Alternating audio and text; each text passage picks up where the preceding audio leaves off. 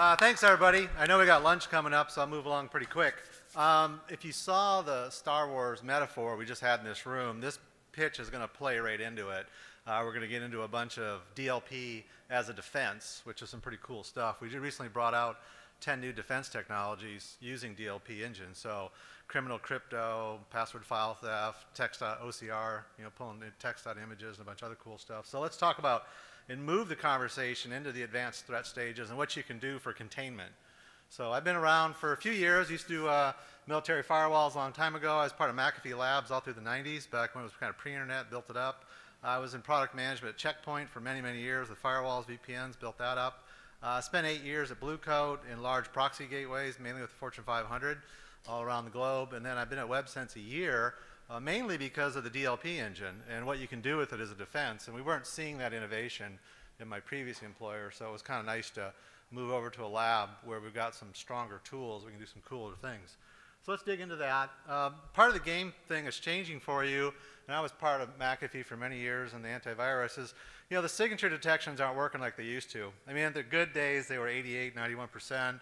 Cleaning might be 65, 68%, but now we're in the 30, 50% ranges for what these signature defenses can do for known threats. So the game's changing. The clean button doesn't work.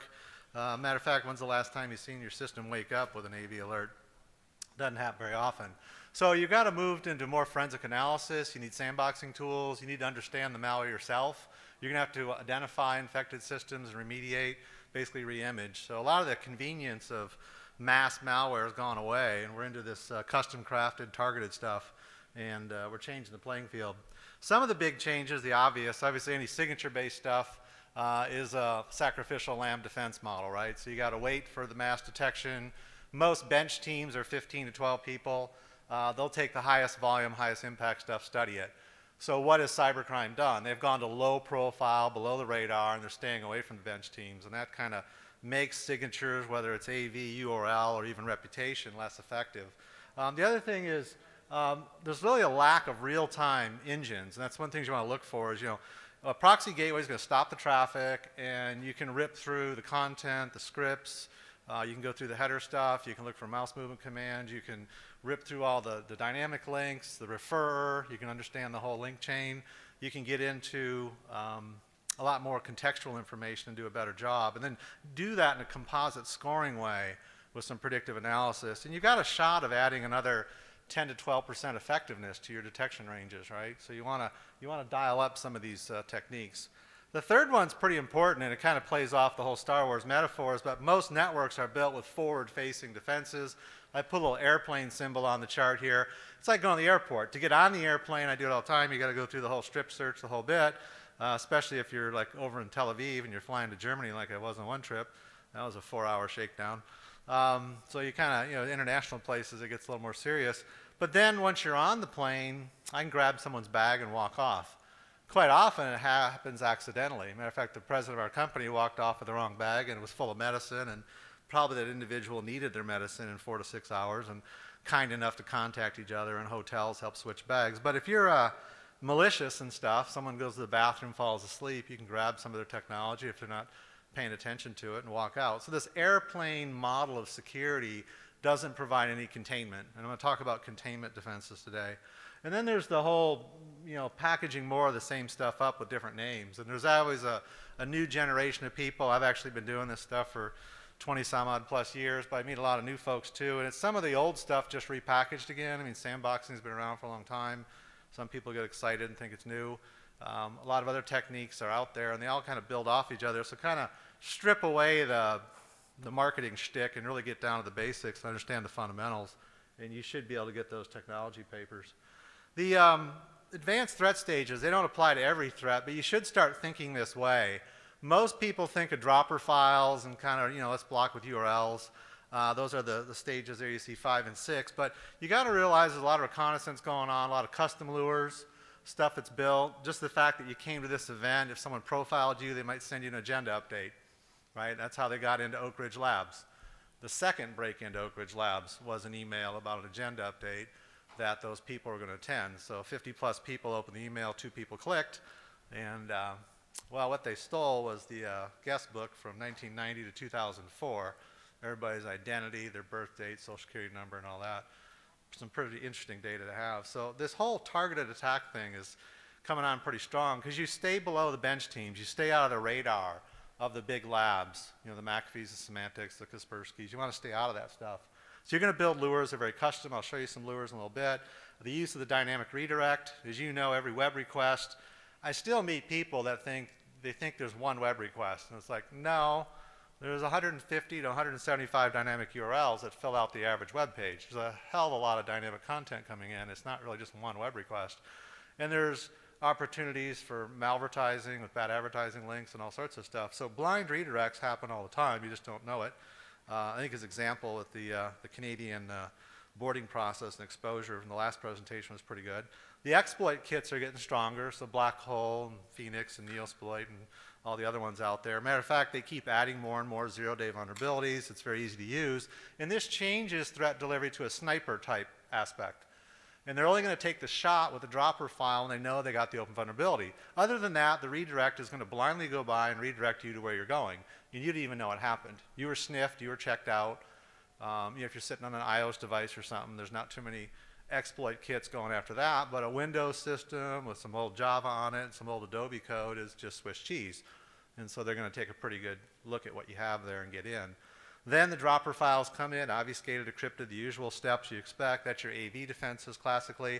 Call home analysis, a lot of people don't have. You should be looking at dynamic DNS. You should be looking at some other variables. I'll bring up custom encryption and some other stuff in a little bit. And then data theft itself. And most people have looked at DLP as, oh, it's regulatory compliance. A lot of these projects kick off. They go for a year or two, and all you're doing is data classification. Your risk profile hasn't changed at all. You're just out there fingerprinting data, and it's often futile. And there are advanced machine learning techniques and other ways you don't have to do all that data classification. You can salt and pepper the system with enough data that advanced machine learning will go ahead and take off right away. You should be in a risk prevention status in about 8 weeks on a decent project. You shouldn't hang around for 2 years. So you kind of got to watch the Han Solo, the contractor from the last presentation, watch the advice you're getting, and really know your data theft prevention. And the message that came out strong was prevent. And I think Kellum did a good job bringing that out at the end, is that if you don't move to a prevention status, you're not going to change your risk profile. And I think he did a good job. So you'll find these 7 stages are very handy to use in discussions, to ask vendors, what do you do about this? How do you detect exploit code? How do you play with redirects? What is your call home capabilities? Can you detect any data theft? This is a very nice storyboard for you to use in an interrogatory to find out how defenses work and what you actually own and what you're going to get from the vendor. Let's go into some evasion techniques. Some simple slides here, but encrypted uploads, whether it's the protocol, the red line, or it's the actual file itself. We can take and basically pattern all the known ciphers. So if it's not one of the known ones, then we know it's something that's custom. To be more marketing-like about it, we'd call it criminal encryption, to be more fear-mongering, but it's custom encryption, it's non-standard stuff. You should know if that's leaving your network. You can tie this in with things like geolocation, and it's like, well, I'm Southwest Airlines, and why is there custom encrypted traffic going to Estonia from my network? Not a good thing. Don't know what it is, I can't get into it, but it raises my eyebrows. And again, it's more of this awareness to the communication. So this is one of the things that is going to show up, and I'm going to show you some new defenses that do this. Now, if you do have access, and you actually see in the file, you should be looking for password file theft. And this is just a binary feature. You just turn it on. SAM database, Active Directory database, any of those formats are known. You can mix the formats up. You know, natural language processing, location, all that stuff's built into these engines. And you should be able to pick up, if the files can be seen, anybody trying to exploit password files. It's one of the first things they're going to want to do. And again, the crypto one's a binary check. This one's a binary feature. Our entry-level proxy gateways now have these features, as well as our advanced ones. So this is just stuff that we've got to start using. Next up is non-document data theft. More and more mobile devices out there taking pictures. I always chuckle. We have our annual partner event, and someone high level gets up to give their pitch, and the legal slide comes up. What you're about to see is confidential, and everybody's phone comes out. Slide 1, click. Slide 2, click. The whole darn presentation is on their devices in a matter of minutes as you go through it. And so you've got to be able in a position to use OCR. Now, most web gateways, about 85, 87% of their load is on the rebound, right? The response coming back. You want to be real careful looking at that traffic because you can really screw up the user experience. On the outbound, it's 15 to 17%, that kind of range. It's a very elegant place to throw in some more defenses. So you can actually look at all outbound images, use OCR, scrape the text from them. You can look for standard stuff like confidential and footers and footprints. You can look for registered data if you want from that standpoint. The tests we do, we'll go in, a lot of people just use iPhones or Droids, whatever, take pictures of stuff and start sending it through.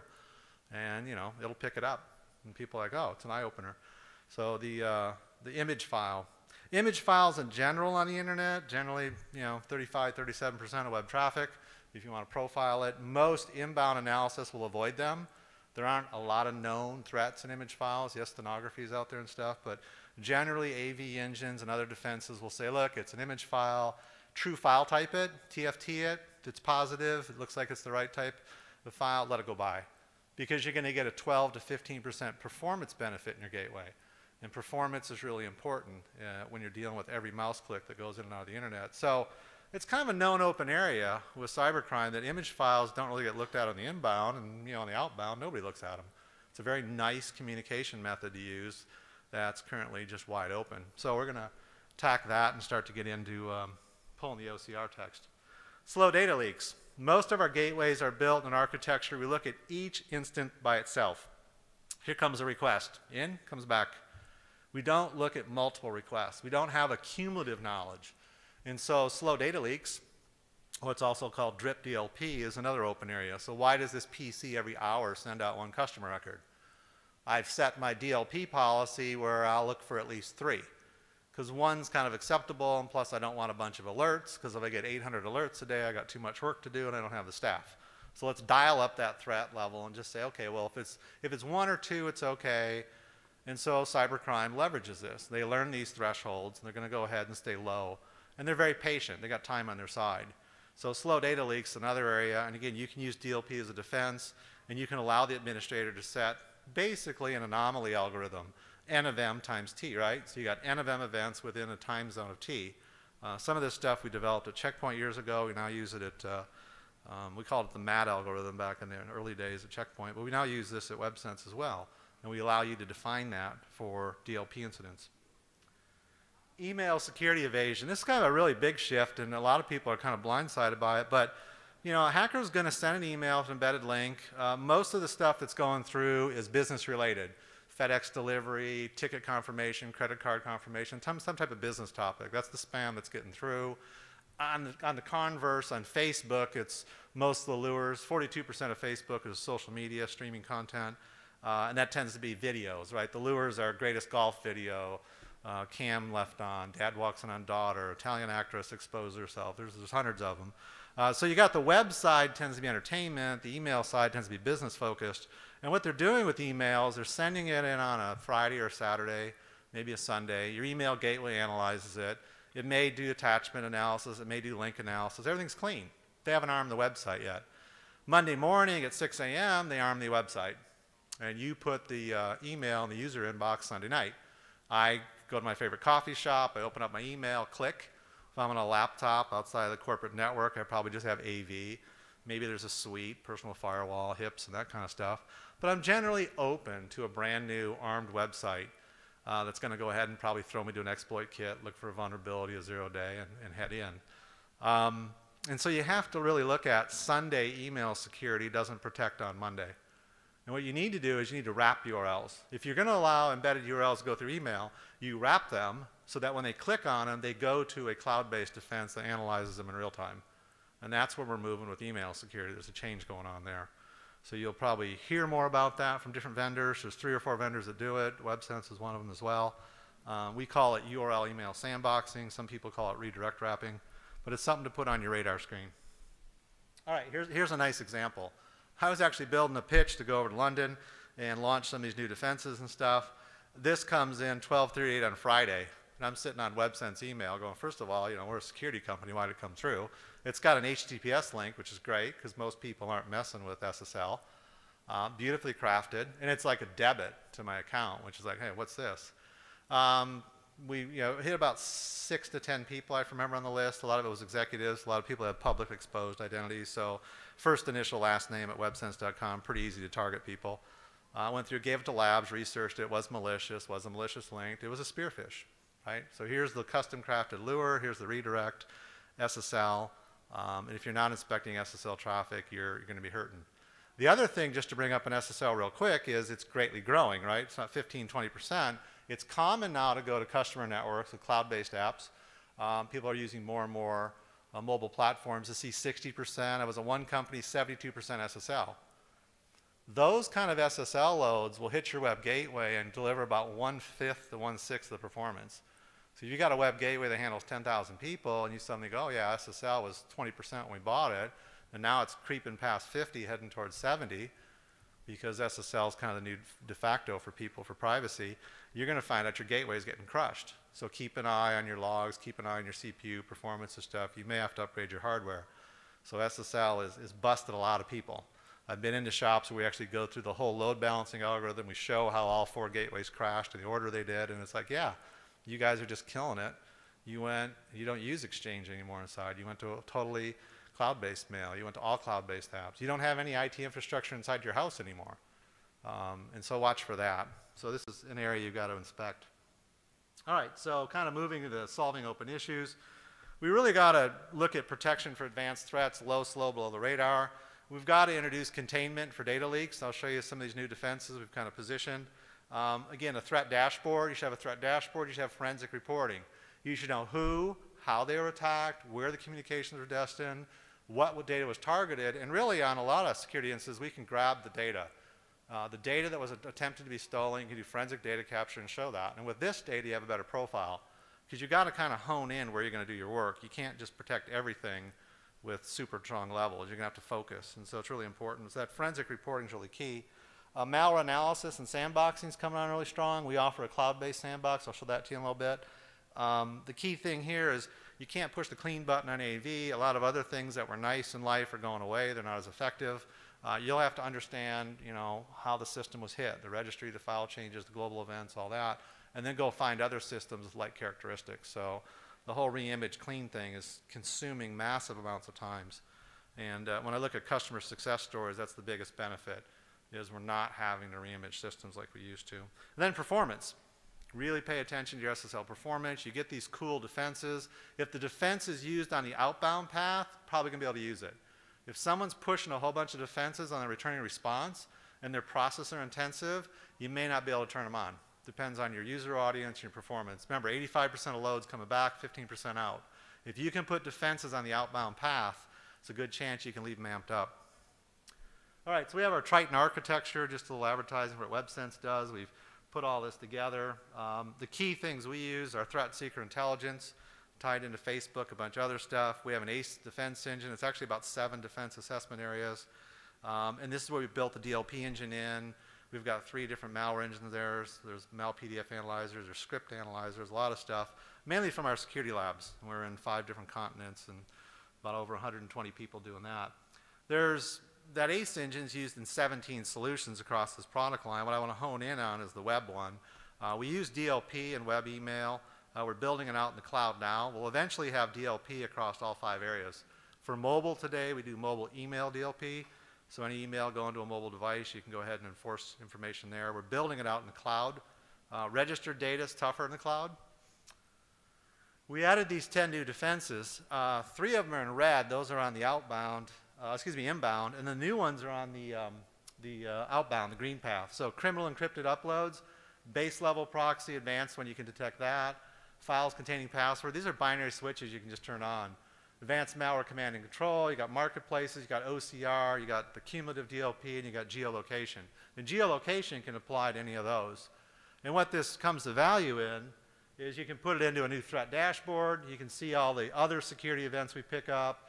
You can look at it from a map, pie chart, area chart, bar chart, whatever you want. You can dig into a security incident and know by user identity or group who was compromised, how the malware works, where, geolocation, what, and actually click on the data and see what data was attempted to be stolen. In the blue ellipses, you can go over to the sandbox. So here's the 7 different areas we dig into. It's our new threat scope sandbox. If you've looked at FireEye and stuff like that, it's very similar. I think what some of the differences are is we're actually going to give you better user identity information, geo-destination location. We'll pick up forensic data and give you a few, 5 or 6 more variables you don't get with those folks. So you can take a look at this, you can demo it, there's sample reports and stuff, but these are the tools that are coming into the forefront. As far as effectiveness, our goal is to move into that predictive quadrant for unknown threats, real-time analysis. We keep putting more and more work in here. We've taken DLP, built it in as a defense engine. So we're trying to give you more tools so you can do a better job. And there's quite a bit more to come. We're actually keep pushing the ideas, and we got a whole other wave. We just launched these 10 new defenses, and there's more to come. And a lot of it's also going to be pushed up in the cloud. So you can give that same defense to remote users. Remote users are kind of screwed over right now. They don't get the same protection as on-premise. I mean, on-premise people have the best defenses, but when you're remote, which a lot of people are, you're kind of dealing with some of the basics. So the industry's got to cough up and do a better job there. All right, a couple examples. They said bring some case studies in. This was about a 40,000 user medical facility. 50% reduction in malware incidents is critical stuff. They lowered their spam rates. They deployed web email and DLP all integrated together. Obviously, being a medical facility, it's very important for PIH and PII type information. They dropped their infrastructure from 16 to 6 appliances. We use cloud cleansing, so we can actually clean all their email before we deliver it to them.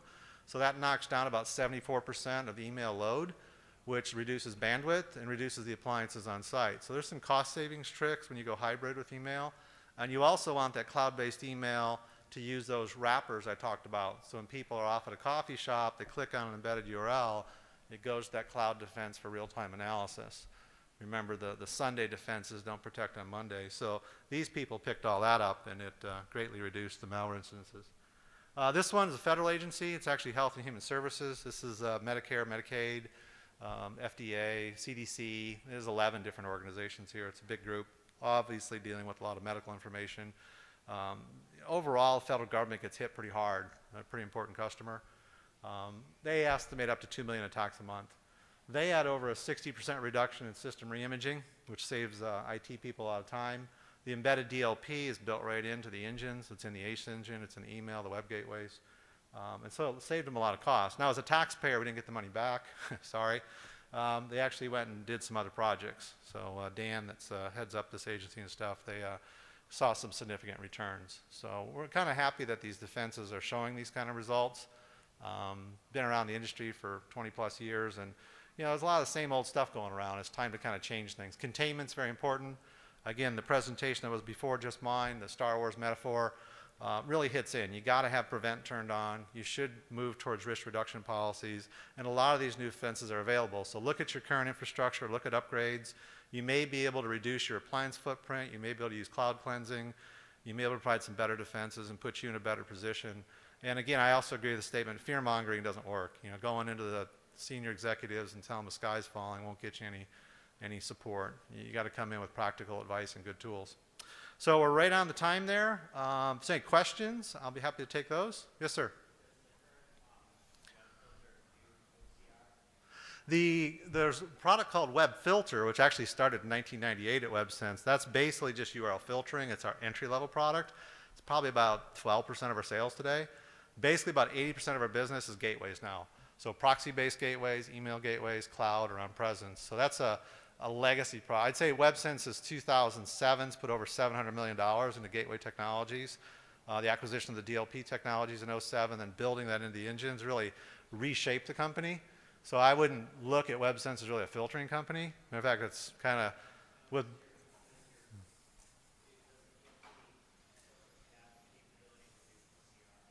So the question is, does DLP have the capability of OCR? Yes, it does, as of 7.7. And it can do it for discovery, can do it on the data endpoint, can do it in the data security gateway, can do it in the web security gateway, and also email gateways. So it's pretty prevalent across all those areas we use the engine.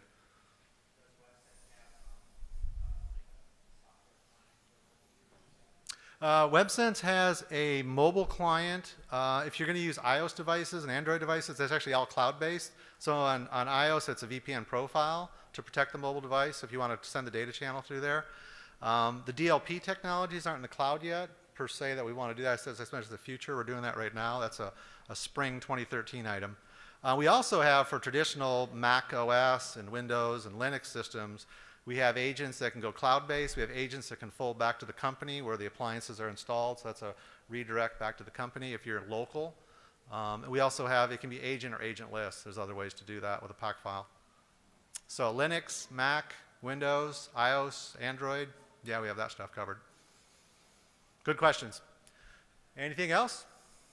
Lunch is coming. I know I'm holding you back from the food, so you guys dig in. Thanks a lot for your time. Appreciate it. Have a good day.